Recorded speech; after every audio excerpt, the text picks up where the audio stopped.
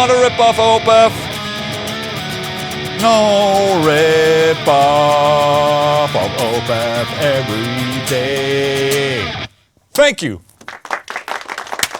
What's up, everyone? Welcome to FAQ number... Welcome to Sunday with Ola. You beautiful, beautiful people. What's up?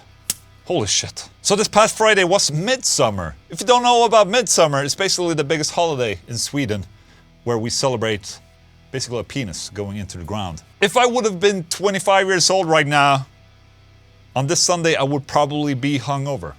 Because it's one of those weekends where you drink a shit ton of booze. But because I'm a loving and responsible father of 2 kids, I don't drink as much anymore. So I probably had a good time. Speaking of nothing, let's check out some news. You know, I feel that we've been talking a fair bit about Steve Vai lately, you know, with all his guitars and all of that. And, you know, a lot of people have been asking me if I've checked out his new song that's supposed to be absolutely incredible and has this new technique that he's calling, what is he calling? Joint shifting. And I have no idea what joint shifting is, so I'm gonna find out right now what it is. He's playing a Strat-shaped guitar, Ibanez obviously, without a tremolo. Okay, I also had this idea for a particular type of riff that can only really be played on a guitar with no whammy bar. It's a technique that I call joint shifting. This is where you bend a note while fretting another. But I wanted to do this technique with a combination of double and triple stop single note bends while fretting other notes and releasing bends. I have to consider experiment. Okay, shit, what is he talking about?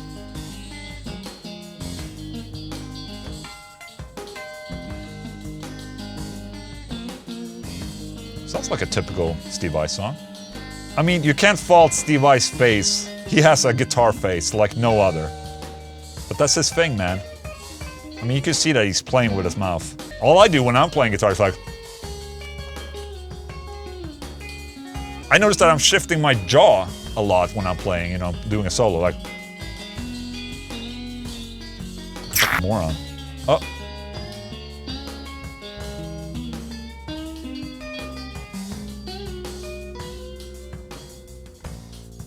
Oh, that's weird. Okay, I dig it, I dig it. I mean, I think I've seen this technique somewhere before, but...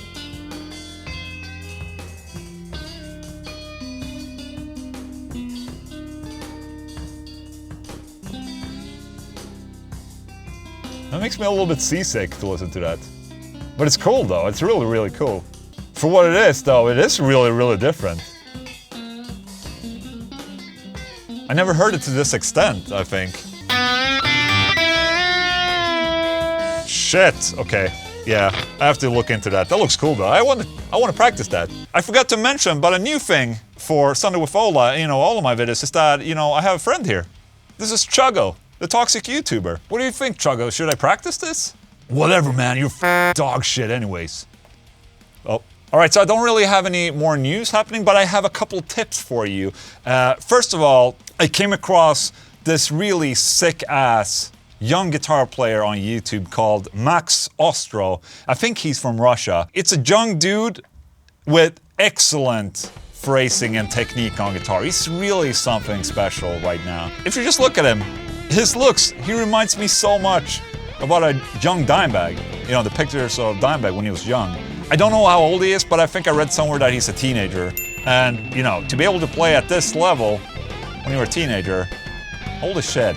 He's been in a bunch of competitions on YouTube, but also he has his own videos playing, you know, Yngwie Malmsteen and Racer X stuff. And, you know, he's like really good. It's just really, really fun to listen to this guy. So I really want you guys to check out Max Ostro and maybe give him a sub or something like that. He's quite incredible, I must say.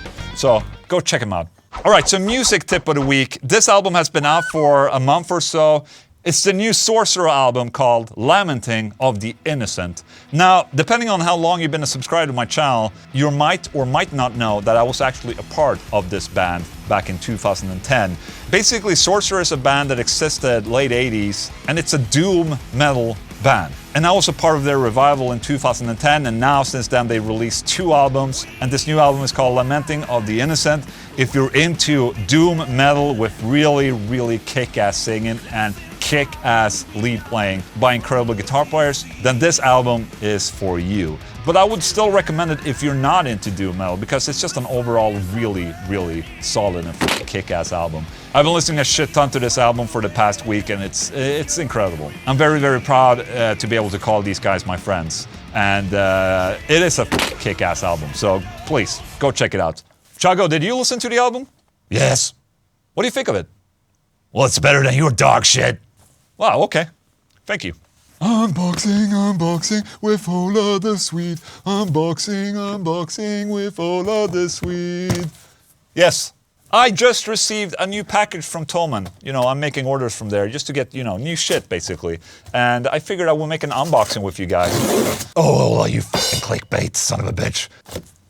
What? I mean, I need content for my videos. Ooh, I already forgot what I ordered. That's a good thing. That makes me happy. That's like being happy 2 times. Once when you order and once when you receive the package. It's like a surprise. Okay, so I have 2 new things for Will It Chug. The Black Star LT Metal pedal. So that's gonna be interesting.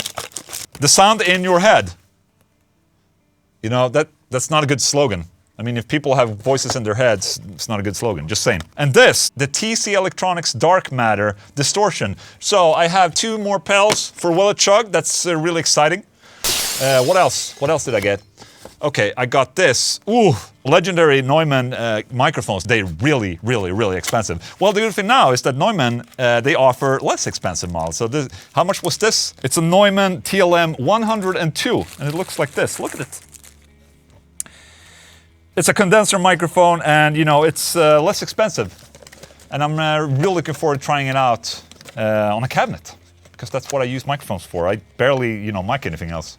It's basically just cabinets. Oh, yeah, shit. So Louise is gonna be happy, because you know, Louise, she takes pictures of all the solar guitars that we release, making beauty shots, and she wanted more of these. These are guitar stands. Look, it looks like this. Cool, huh? The good thing about these stands is that they're really, really small. That's what she said. She can bring one of these stands out and, you know, it's easy to carry around and all that. So I bought her 2. She's gonna be really happy. My wife, Louise. Oh, yeah.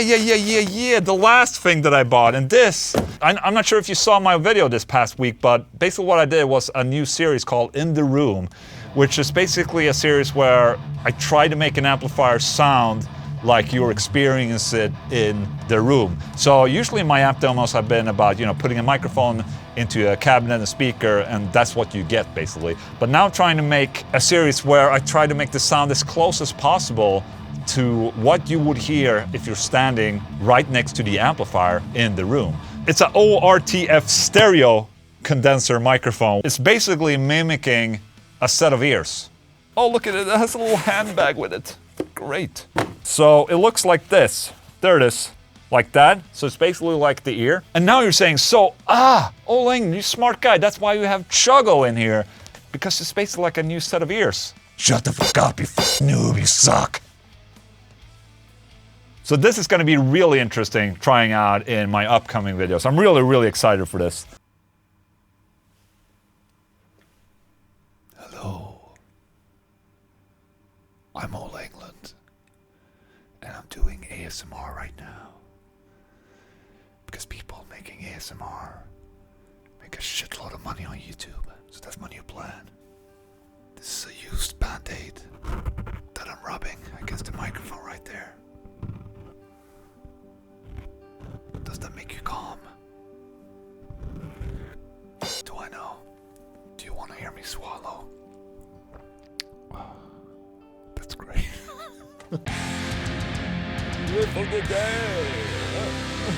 So last week's challenge was a little bit longer than usual. It had a bunch of different drums to it, and you guys were really, really awesome. Basically put your own touch onto this. So I'm gonna check out one contribution.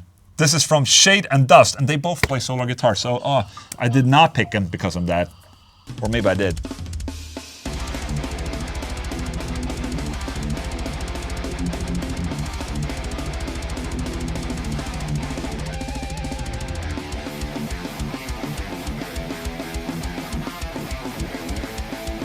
So they're playing a GC 1.6 with an Evertune and S 1.6 with Evertune, so that's cool. They really took my drums and made something completely different from what I was doing. So I really, really appreciate that. That's Shade and Dust. Look at these guys, so beautiful. And this can be you in the next week. So that song that I played in the beginning, the drums are available to download in the description of this video. Make your own version of the song and, you know, put them online and you might be featured in the next Sunday with Ola.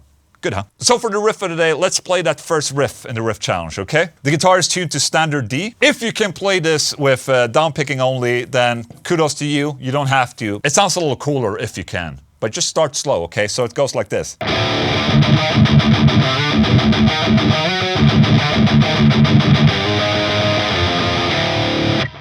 Slow.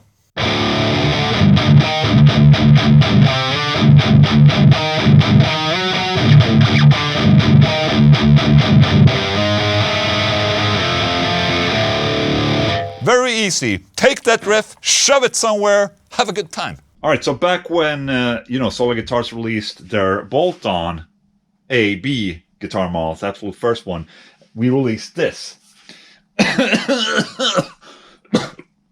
We released this 7-string guitar right here. The thing is that this 7-string that I showed off was a prototype because it was supposed to have a single coil in the neck. So I've been having this prototype for a while, and now today the real one came that has a single coil happening right there.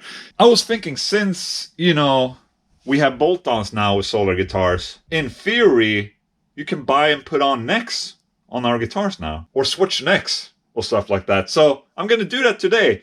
I mean, I have the two of the same guitar. Let's just switch necks just for the fun of it. You might think that I have nothing better to do, but this is just me right here. I get stupid ideas. So this is how the guitar is supposed to look, right? It's supposed to have the single coil in the neck. So I'm going to switch the neck, because why not? I think I'm stupid. I just unlocked it and it just snapped, because obviously they haven't turned the tuners a lot. So I've always been curious about modular builds, basically where you pick and choose your your neck, your body, your electronics, your tuners, whatever, all of that. And with the bolt-ons, maybe this could be like a first step of becoming more modular, or even like sell spare parts. I don't know. Hello. There you go, little washer. My good friend the washer. Wash, wash, wash. This is so exciting, because the screws are individual length. I'm gonna try and line them up as I remember, just so we go with the right type of screw and the right type of hole. Oh, that's what she said. All right, this is exciting. It's not really exciting, but I'm trying to make it exciting. Look at that. Neck fell off. Okay. There you go. So here you go. It's a little bit of wood happening right there. Okay. Where should I put this? Put this over here on this box. So now I'm taking out the other guitar right here. I'm going to take this neck and put on the other one, and, vice versa, basically. And you might wonder, like, how does this moron have his own guitar company? He's a noob. But I actually do know a thing or two, okay?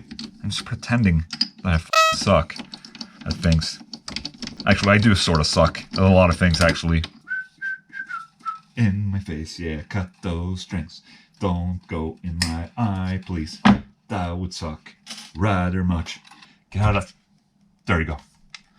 It's off. Oh, it even says sample here. That's good.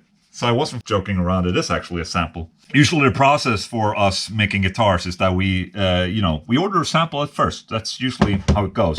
We just want to make sure, the guitar turns out in the way that we want before we actually start selling them. And that's a very common practice. Very, very common practice. And then you might ask, Ola, are you sitting on a shit ton of sample guitars? Yes, I am. And maybe someday I can do something about that. Sample guitars, baby. And as you can see here on the serial number, this top one, which is the sample, was made in 2019, in June already. And this one is newer from the new guitar. It's January 2020. So we're gonna... where's my neck? Where's my neck? Oh, I lost my neck. Where's my neck? Okay, so now this is the new guitar and the old neck, the sample neck. I'm gonna put it on here. There it is, okay. This is what I call the screw camera, by the way, where you can see me screw. It is the on. It's on. It's on like Donkey Kong. Shit. Look at that. That's one changed neck on a guitar right there. Let's try the other one. Screwy, my little screw face. Where's my penis? Where's my penis? Yeah. Screwy, my little screw face. Where's my penis? It's gone. It disappeared into the forest. In the jungle there are leopards and weird animals. I wouldn't want to go there myself.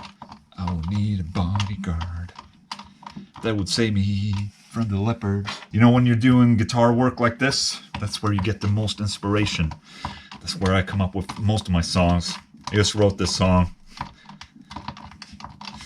called Ola in the Jungle. It's basically about a guy who's really, really handsome. He went into the jungle and he found some new friends. Just say that. That was the end of the story. And he remained handsome for the rest of his life until he became 40. And look at that. We have two guitars which switch necks. I should probably put some strings on because I need to use this in my video. I need to fix this little thing and, you know, put a thing on my head. It's called a bun, a man bun. You know, people with man buns are usually like straight up douchebags.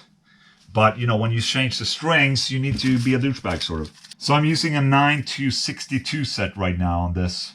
And I think it's going to be perfect. I think that might actually be the set that was on the guitar from the start and from the factory. But what do I know? I'm just the owner of the company. Penis! Yes, that's an E right there. I hear it in my penis. Venus! That's a B. Genus! Is this set up for drop A now? Drop anus? Okay, so there you go. That's Ola. That's me. Do I have a pic? Okay.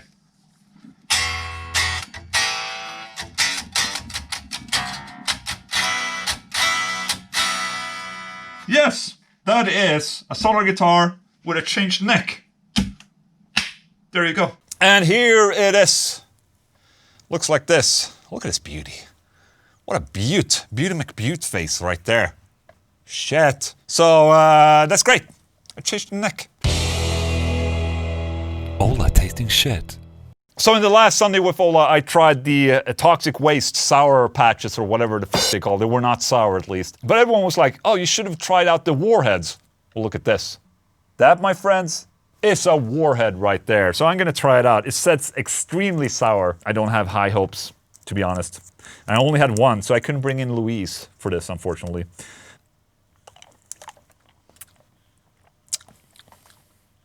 It is a little sour. All right, there it is. Warhead. Probably a 5 out of 10 in sourness.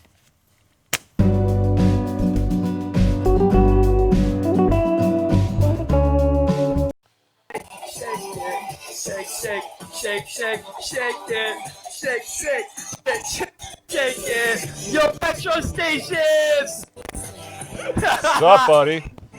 I'm on 4 different substances.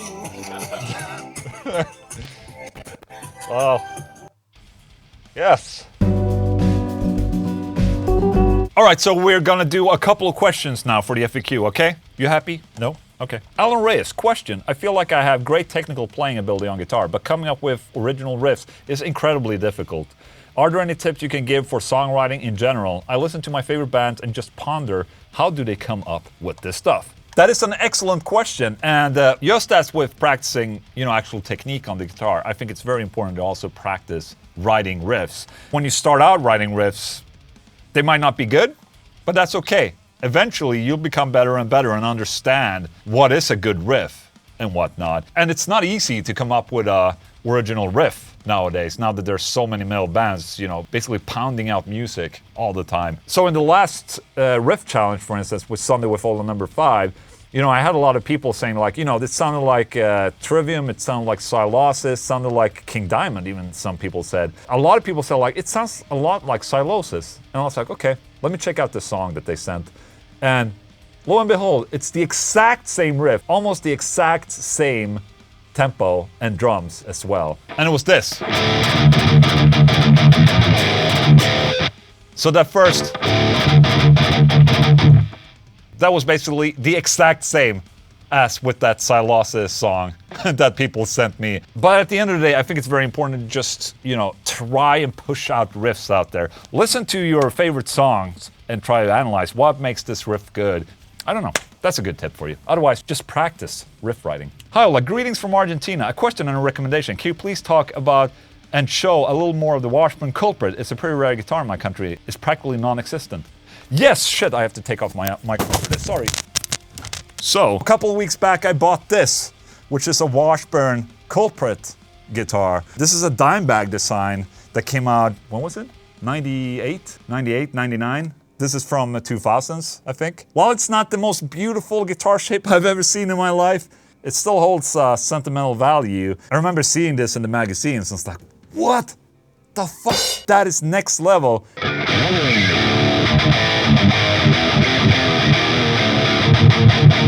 Ola, you fuckface, play that riff you always play, noob.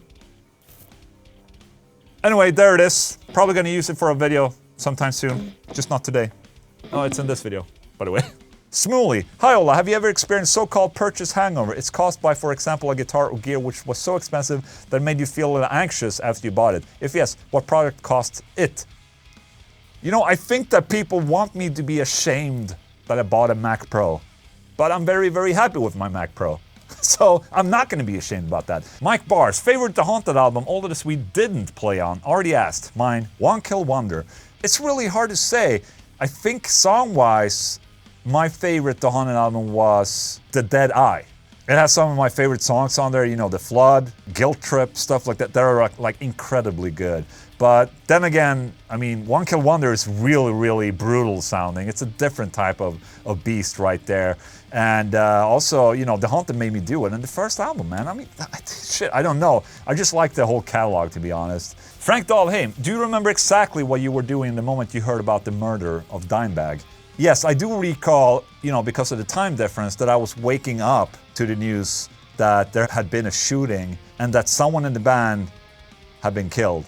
I remember to myself when I heard that or read it or whatever it was, like, okay, please don't let it be Dimebag. Please don't let it be Dimebag. But I still had this gut feeling that it probably was Dimebag, and yeah, then I learned that that was Dimebag. It was really rough, man. Really, really rough. It's really hard when, you know, a hero like that, a hero to you, you know, gets taken away in that manner as well. I mean, a lot of people say, you know, he died on stage the way he's supposed to do. No, man.